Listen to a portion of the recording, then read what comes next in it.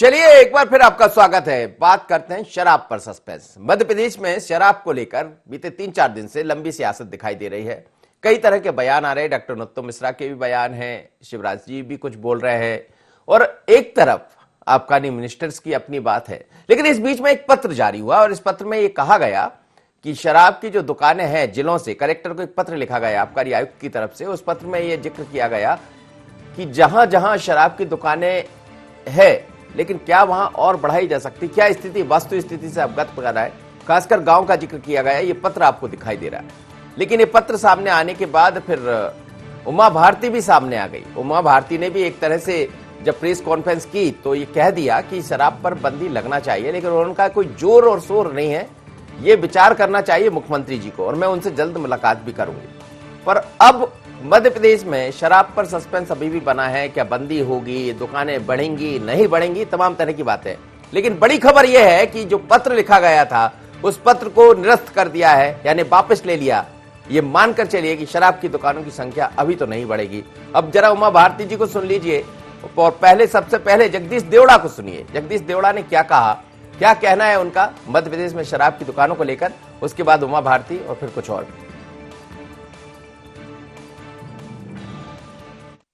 अभी आबकारी नीति पर विचार विमर्श चल रहा है, मंथन चल रहा है। अभी कोई नीति फाइनल नहीं हुई है। शराब की दुकानें बढ़ाना है या नहीं बढ़ाना है, इस पर अभी विचार नहीं हुआ है। मैंने जब कहा तब मेरे ध्यान में ये बिल्कुल नहीं था कि नरोत्तम मिश्रा जी और पार्टी की सरकार के दूसरे मंत्रियों के कोई बयान चल रहे हैं। मैं तो वो समाचार देखी जिसमें कमलनाथ जी और शिवराज जी का कोई बयान था, तो मैंने सोचा अब समय आ गया। मैं समय की प्रतीक्षा में थी कि जो शिवराज जी से बातचीत हुई थी उसको आगे बढ़ाऊंगी। और शिवराज जी पे ये विश्वास इसलिए है क्योंकि नीतीश कुमार और शिवराज ये दोनों ही ऐसे राजनीतिक दलों के नेता हैं और ऐसे राजनीतिक व्यक्ति स्वयं हैं कि ये सामाजिक सोच साथ में रखते हैं दोनों। इनकी राजनीतिक चिंतन की धारा भी है और एक सामाजिक चिंतन की भी धारा है। और इसलिए मुझे लगा कि मेरे को इस बात को विमर्श के लिए आगे बढ़ाना चाहिए।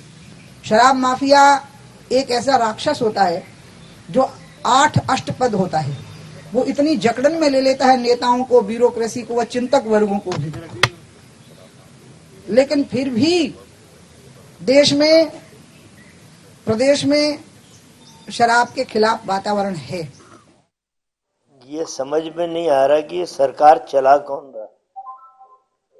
मैं उमा भारती जी की बात से सहमत हूँ। एक साध्वी का जो कर्तव्य है उन्होंने बड़ी ईमानदारी के साथ निभा के कहा कि शराब बंदी होना चाहिए। तो ये प्रदेश की जनता को समझ में नहीं आ रहा है कि सरकार चला कौन रहा है। और सबसे बड़ी बात ये है कि जब एक साध्वी बोल रही है तो उसकी बात को भारतीय जनता पार्टी के शीर्ष नेतृत्व ने मानना चाहिए।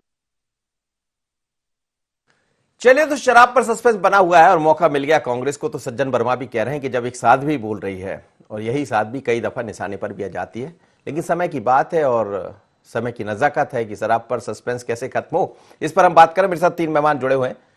धैर्यवर्धन जी, आखिर होगा क्या? दुकान बढ़ेंगी, नहीं बढ़ेंगी? एक तरफ आबकारी मिनिस्टर कुछ कहते हैं, दूसरे मंत्री कुछ कहते हैं, मुख्यमंत्री कुछ, लेकिन जो लेटर जारी किया गया था वो निरस्त कर दिया और इस बीच उमा भारती भी मैदान में आ गई। क्या माना जाए कि शराब को लेकर यह सस्पेंस बना रहेगा या खत्म होने वाला? देखिए, अंतिम निर्णय तो माननीय मुख्यमंत्री जी को करना है, पर जिस प्रकार के हालात बनते हैं उस अनुरूप तमाम लोग अपने अपने सुझाव देते हैं। विभाग के अधिकारी अपने प्रकार से उसका सोल्यूशन खोजते हैं।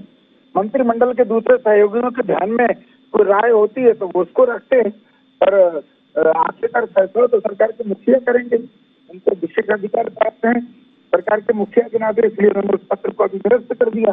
आगे कोई विचार होगा जो उचित होगा सरकार करेगी, नहीं होगा तो नहीं करेगी। क्या है, बड़ा साफ बात है मनोज जी, समाज में एक बड़ा तबका है जो शराब को लेकर के दो मुहा आचरण करता है। एक और तो वो चाहता है कि शराब न बिकने की बातें की जाए, न बिकनी चाहिए, और वहीं वो तमाम तबके को शराब मिल जाए इसकी चिंता भी करता है, क्योंकि नहीं तो फिर आदमी यूरिया की बनी शराब खरीदने लगता है। बड़ा तबका ऐसा है प्रदेश में और देश में जो नशे का आदी है, जो शराब पीता ही है, जिन राज्यों में पूरी तरह शराबबंदी भी हो गई, वहां भी कई उदाहरण देखने को मिले कि वो लोग घर पे ही बनाने लगे। हमारे बिल्कुल आप सही कह रहे हैं। चलिए दुर्गेश जी मेरे साथ जुड़े। दुर्गेश जी, क्या कहना चाहेंगे? मध्य प्रदेश में शराब पर सस्पेंस भी दिखाई दे रहा है और बहुत कुछ सस्पेंस बना हुआ है इन दिनों। शराब में सस्पेंस ये है कि आप कम से कम भले शराबबंदी कर रहे हैं या नहीं कर रहे हैं, निर्णय ले रहे हैं या नहीं ले रहे हैं, प्रदेश के अंदर जहरीली शराब पर तो रोक लगना चाहिए, जिसके कारण आज पूरी शराब के ऊपर चर्चा भी आई। पर दिख ये रहा है कि भारतीय जनता पार्टी के संरक्षण में जहरीली शराब का प्रोडक्शन बढ़ा है। माननीय शिवराज सिंह चौहान जी भारतीय जनता पार्टी के नेतृत्व को संभालते हैं और उनके नेतृत्व के लोग ही कहीं ना कहीं जहरीली शराब के माध्यम से जुड़े हुए हैं। इसलिए हो सकता है उमा भारती जी ने कहा हो कि सोचा हो कि जो मुद्दा है इसको पूरी तरह से खत्म किया जाए, पर उन्होंने गलत तरफ तीर चलाया। यदि आपको शराबबंदी करानी है तो मोदी जी से बात करना चाहिए और उनसे कहना चाहिए कि जिस तरीके से आप रात के अंधेरे में लॉकडाउन के दौरान किसानों के ऊपर एक 3 काले कानून ला सकते हैं, तो देश में जनता के हित में एक अच्छा कदम उठाते हुए पूरे देश में शराबबंदी कर देते। क्योंकि अभी बात आएगी तो कहेंगे साहब वो कांग्रेस के शासन में पहले कराई जाए, फिर वो कहेंगे कि साहब वो कम्युनिस्ट का जहाँ शासन है वहां पहले कराओ, फिर हम देखेंगे। इसलिए मैंने आपसे आज ये सवाल ही नहीं पूछा। अब अशोक शुक्ल जी से मैं समझ लेता हूं पूरा मसला क्या है। सर, बीते कुछ दिनों से शराब को लेकर मध्य प्रदेश में सस्पेंस भी बना है, सियासत भी गरमाई हुई है और अब उमा भारती जी कह रही कि बंदी भी हो जाए और अब एक लेटर जारी किया था, उसको निरस्त भी किया गया। क्या देख रहे हैं, आखिर कहां कुछ दिखाई दे रहा है इसमें? देखिए मनोज जी, अभी हाल में जो 2 घटनाएं हुई हैं जिसके चलते कई लोगों की मौत जो है जहरीली शराब से हो, उससे पहले आप मुझे बताइए ये मुद्दा कब उठा?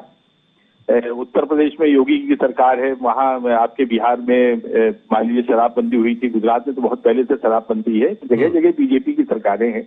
उमा जी खुद भी जो थी मध्य प्रदेश की मुख्यमंत्री रही हैं, तब उमा जी ने क्यों नहीं शराबबंदी के लिए कोई कदम उठाया था?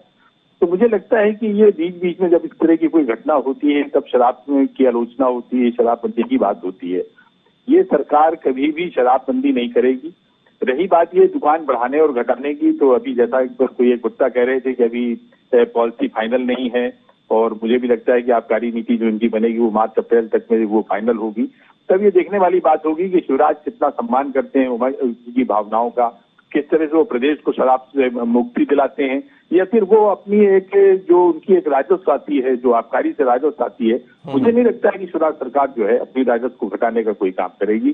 तो ये केवल एक राजनीतिक मुद्दा है, हकीकत कुछ नहीं है। ये बिल्कुल वैसे ही है जैसे सभी राजनीतिक पार्टियां भ्रष्टाचार की आलोचना तो करती हैं, लेकिन भ्रष्टाचार को खत्म करने के लिए क्या कर रही हैं, बल्कि जो पहले से कुछ स्थापित कानून थे उनको भी जो है शिथिल किया जा रहा है। अभी आपने हाल में ही देखा होगा कि शिवराज सरकार ने फैसला लिया है जब किसी भी भ्रष्ट अधिकारी के खिलाफ कोई कार्रवाई तब होगी तो सरकार अनुमति देगी। तो सारा काम तो सरकार की अनुमति से होना है। तो देखिए सरकार क्या करती है। चलिए, बहुत बहुत धन्यवाद आप सभी मेहमानों को मेरे साथ जुड़े। लेकिन मध्य प्रदेश में शराबबंदी को लेकर आज उमा भारती ने एक बड़ा बयान दिया है और उन्होंने कहा है कि शराबबंदी की जाए, पर उन्होंने सवाल भी उठाए और जवाब खुद अपने आप भी दिया। उन्होंने जिक्र किया उन राज्यों का, चाहे गुजरात की बात करें या फिर मध्य प्रदेश की बात ना करते हुए बिहार की बात करें। उन्होंने नीतीश कुमार और शिवराज जी की तारीफ की, बल्कि दोनों को एक जैसा बताया। उन्होंने कहा कि जीवन को वो समझते हैं, लोगों की भावनाओं को वो समझते हैं, तो मुझे लगता है ऐसा होगा, पर यह कोई मेरा दबाव प्रभाव नहीं है। पर ऐसे बीच में जब शराब को लेकर डॉक्टर नरोत्तम मिश्रा जी का बयान आया हो, खुद आबकारी मिनिस्टर का बयान, मुख्यमंत्री का बयान आया हो और फिर उमा भारती भी ये कहे कि बंदी, तो फिर बहुत कुछ निकलता है इसमें। निगाह बनी रहेगी, लेकिन अभी भी शराब पर सस्पेंस बरकरार है। बड़ी खबर यह है कि जो लेटर जारी किया गया था उसको निरस्त कर दिया, तो फिर क्या माना जाए? क्या बंदी की तरफ सरकार बढ़ेगी? लेकिन मुश्किल ही नहीं, नामुमकिन है। शराब पर सस्पेंस इतना ही। मुझे दीजिए इजाजत, बने रहे ND24 पर।